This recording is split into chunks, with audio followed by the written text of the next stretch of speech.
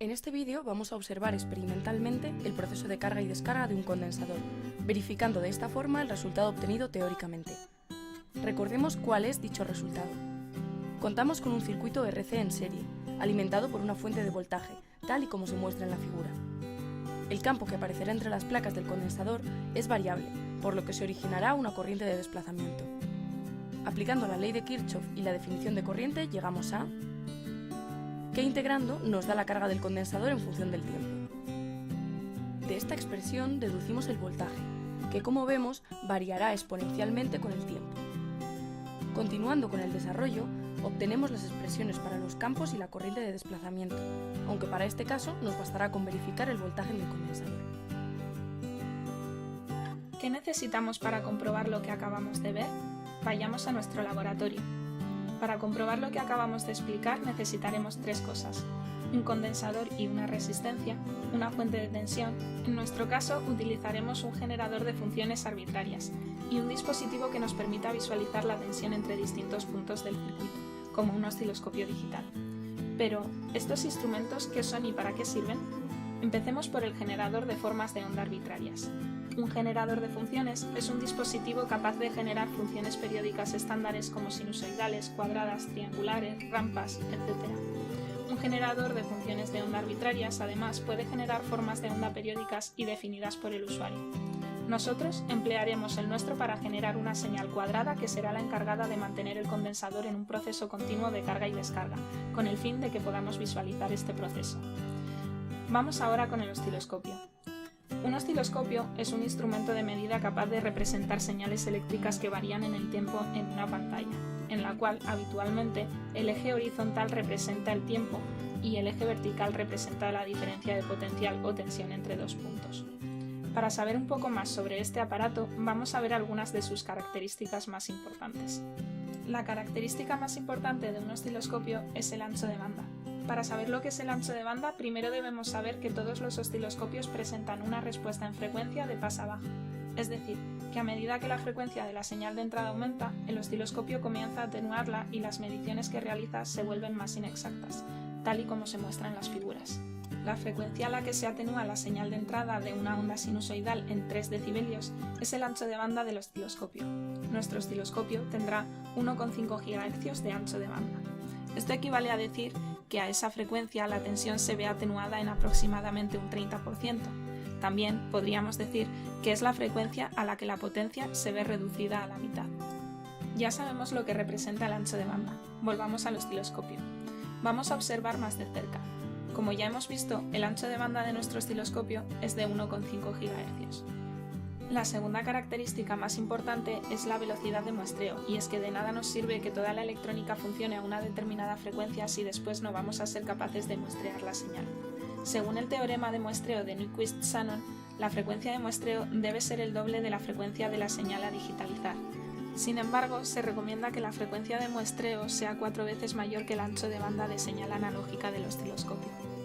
Observamos que la velocidad de muestreo de nuestro osciloscopio es de 10 gigamuestras por segundo, más de 6 veces superior a su ancho de banda. La última característica importante de los osciloscopios que vamos a mencionar es la posibilidad de elegir entre diferentes impedancias de entrada. Observemos más de cerca otra especificación. El osciloscopio nos permite seleccionar la impedancia de entrada entre un valor de 50 ohmios y una impedancia de entrada más elevada de 1 megaohmio. En cada caso, las especificaciones para los voltajes máximos de entrada difieren de forma significativa. Mientras la impedancia de entrada de 50 ohmios nos permite medir señales de hasta 5 voltios RMS, la impedancia más elevada de 1 megaohmio nos permite medir señales de hasta 150 voltios RMS. Para medidas en baja frecuencia, lo que nos interesa es tener una impedancia de entrada elevada. Para medidas en alta frecuencia, sin embargo, utilizaremos la impedancia de entrada estándar de 50 ohmios, para que coincida con la impedancia característica de la línea de transmisión y la impedancia de carga. Así, reduciremos las reflexiones de señal, ya que éstas pueden provocar distorsiones y dañar la circuitería. Pasemos a realizar el experimento. Como hemos visto al principio de este vídeo, las curvas de carga y descarga del condensador son de tipo exponencial, es decir, como se muestra en las figuras.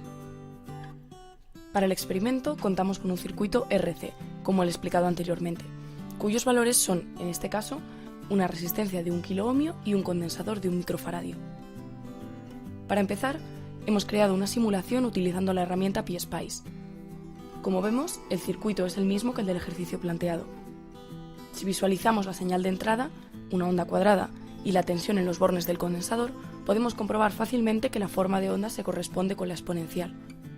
Comprobamos ahora el tiempo de subida y vemos que aproximadamente es de 5 milisegundos. Si vemos ahora el tiempo de bajada, comprobamos que efectivamente coincide con el mismo valor, 5 milisegundos. Pasamos ahora a describir el circuito del experimento. Por un lado, hemos utilizado una placa protoboard donde hemos pinchado los componentes, la resistencia y el condensador. Por otro lado, tenemos una placa PCB con componentes de montura superficial. Conectamos el circuito 1, la placa protoboard, y visualizamos en el osciloscopio la señal de entrada, en el canal 1, y la tensión en el condensador, en el canal 2, comprobando que las curvas son idénticas a las esperadas basándonos en la teoría. Si medimos el tiempo de subida y de bajada, comprobamos que coincide con los 5 milisegundos obtenidos en la simulación. Pero, ¿qué ocurriría si no pusiésemos la resistencia? El problema cuando no existe una resistencia es que lo que estamos visualizando en el osciloscopio es realmente la señal de entrada que estamos introduciendo, es decir, la onda cuadrada. Sin una resistencia, nunca podremos ver la caída de tensión en el condensador, aunque ésta se esté produciendo. ¿Y qué ocurre si aumentamos ahora la frecuencia de la onda de entrada? Introducimos una onda cuadrada de entrada de 2 kHz de frecuencia. Como podemos ver, la señal se vuelve prácticamente triangular. Esto se debe a que el tiempo de carga y descarga del condensador aumenta, y ya no es posible visualizar el ciclo completo de carga y descarga. Si seguimos aumentando la frecuencia, llegamos a sobrepasar la llamada frecuencia de corte, y el condensador deja de funcionar correctamente, ya no se carga. Comprobamos con 1 MHz que la curva apenas se levanta de cero. Sin embargo, si hacemos zoom, podemos observar un pequeño efecto de rizado. Este efecto provoca que la tensión no sea completamente cero. Esto se debe a los efectos parásitos que aparecen tanto en el propio condensador como en el montaje completo, cables, conectores, etc. Conectamos ahora el circuito 2, el circuito PCB, y realizamos las mismas medidas. Como podemos comprobar, a baja frecuencia, a 50 Hz, el resultado obtenido es exactamente igual que para el primer circuito. Sin embargo, si aumentamos la frecuencia de la onda cuadrada hasta 1 MHz, podemos apreciar que ahora la tensión del condensador es completamente cero. Ya no aparece el rizado que observábamos anteriormente, lo que implica una mejora con respecto al primer modelo.